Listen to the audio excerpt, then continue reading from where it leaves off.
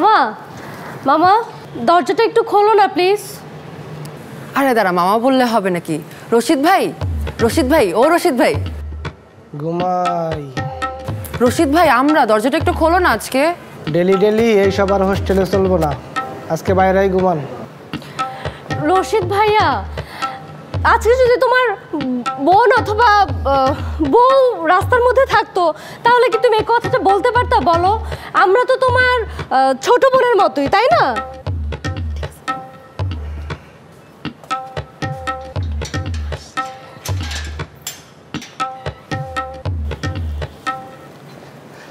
Daily daily আপনাদের মতো যদি আমার বউ বাইরে থাকতো তাহলে বউরে দিতাম তালাক, আর বোন রে বিষ খাওয়াই মেরে ফেলাইতাম। রশিদ ভাই, আমরা তোমার আপন বোনের মতো, আজকে যেতে দাও প্লিজ। আজকে যেতে দাও রশিদ ভাই।